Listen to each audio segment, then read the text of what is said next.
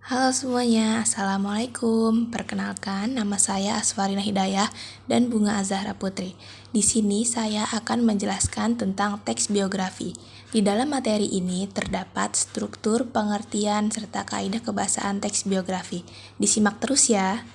Jadi, teks biografi sebenarnya berasal dari bahasa Yunani, yaitu kata bios yang bermakna hidup dan kata graphein yang artinya tulis.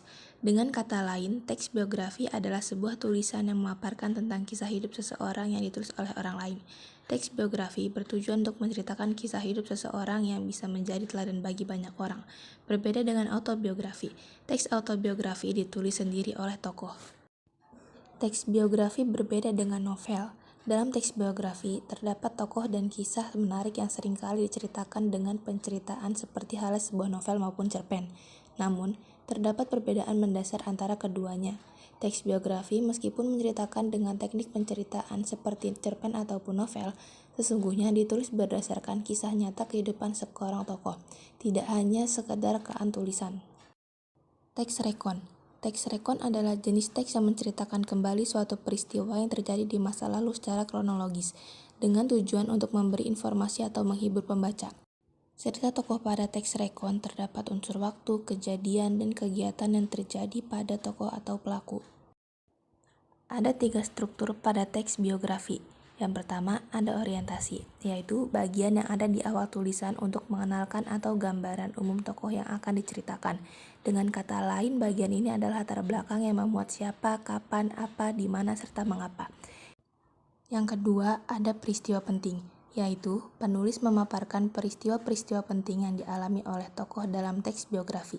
Peristiwa-peristiwa penting ini biasanya berkaitan dengan masalah-masalah yang dihadapi oleh tokoh dalam meraih mimpi dan cita-citanya, serta pemecahan masalah yang dilakukan oleh tokoh tersebut sampai ia berhasil menggapai mimpi dan cita-cita tersebut.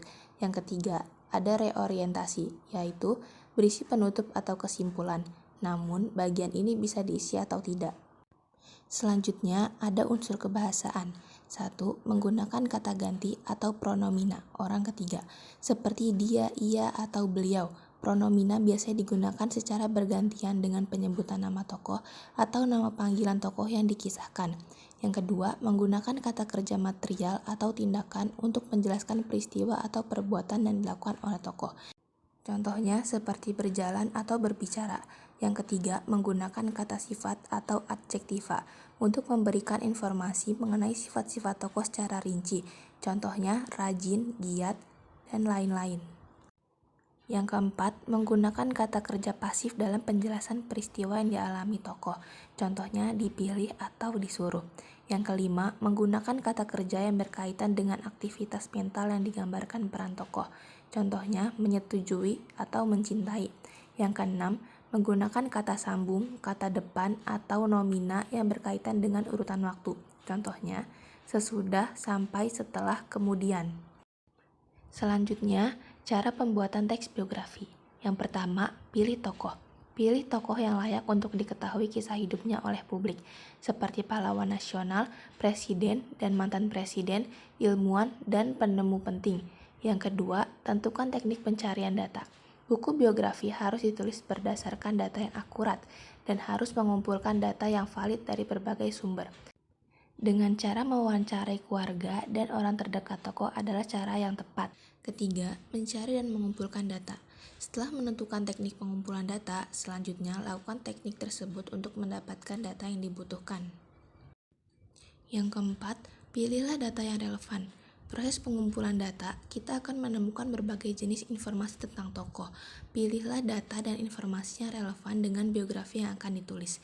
Kelima, susun kerangka tulisan. Angka ini merupakan standar dalam penulisan teks jenis apapun. Yang keenam, kembangkan kerangka menjadi biografi. Setelah kerangka benar-benar siap, kembangkan kerangka tersebut menjadi tulisan biografi. Sebelum dipublikasikan, hasil tulisan perlu ditelaah terlebih dahulu untuk mendapatkan tulisan yang sempurna dan menarik, mencakup beberapa hal, yaitu diksi, penulisan tanda baca, penulisan kata serapan, struktur kalimat, paragraf, dan lain sebagainya. Sekian materi yang telah saya sampaikan. Terima kasih sudah mendengarkan penjelasan dari saya. Kurang lebihnya mohon maaf. Wassalamualaikum warahmatullahi wabarakatuh.